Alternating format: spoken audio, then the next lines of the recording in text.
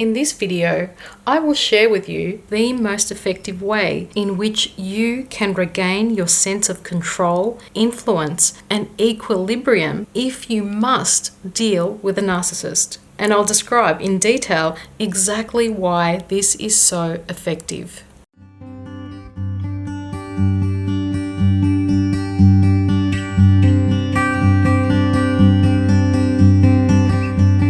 Nothing irritates a narcissist more than you being indifferent.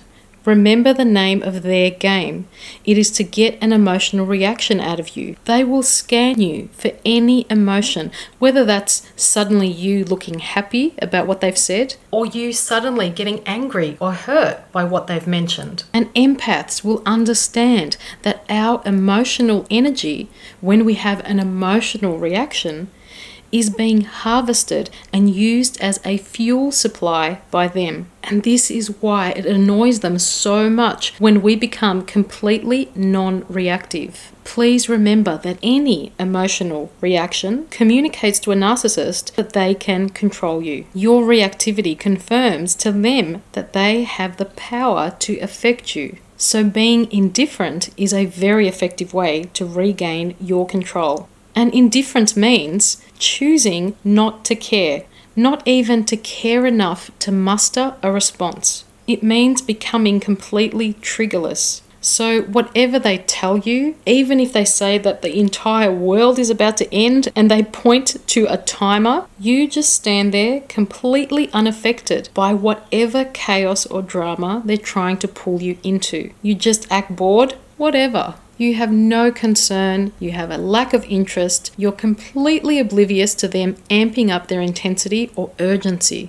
You are apathetic, you just don't care. There is zero emotions. And it's not about repressing your emotions, because you can process those emotions with an appropriate person that is not the narcissist. And this entails us developing discernment with our empathy and choosing wisely with whom we emotionally want to connect with. See, they want you to care so they can manipulate your empathy or emotional sensitivity. So don't give them that. Just stop. Put on a poker face. Act bored, dismissive, be really unimpressed. Gaze off into the distance, yawn, intentionally be uninvolved.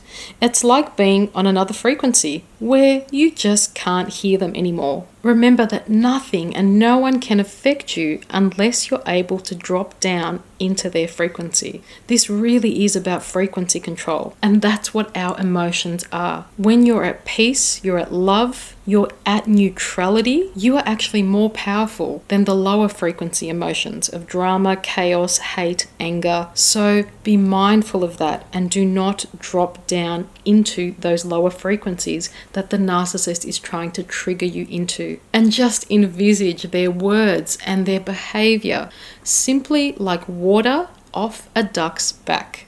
And let's just clarify something here.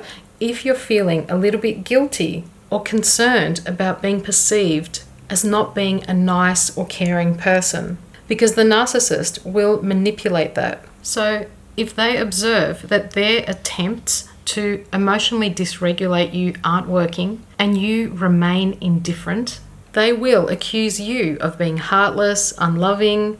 They'll put on the crocodile tears, give you the silent treatment, provoke some catastrophic family crises, and demand an emotional reaction from you.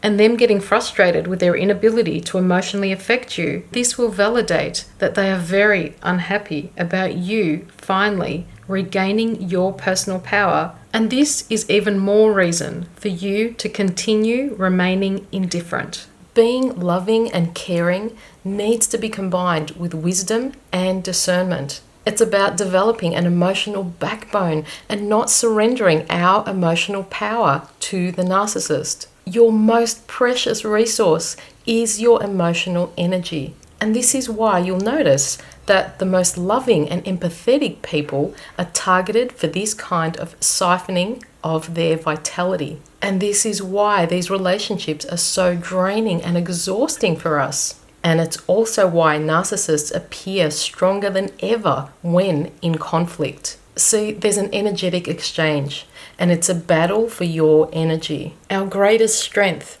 which is our compassion and our empathy, can be manipulated by the narcissist and become our greatest weakness without discernment and wisdom. Every thought and every emotion is energy, and these are the intangible binds, the energetic cords that we create when we emotionally react.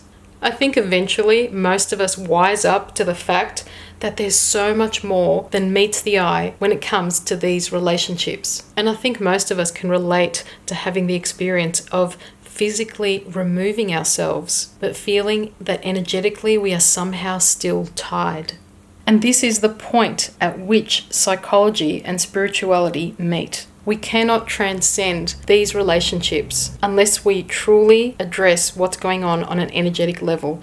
And that's why choosing to remain indifferent is you not leeching your power away to these toxic engagements that weaken you, which are all about power and control, them remaining superior and you remaining inferior. So choosing to be more indifferent, being in charge of your own emotional energy, and developing a healthy emotional distance are essential skills for you to master.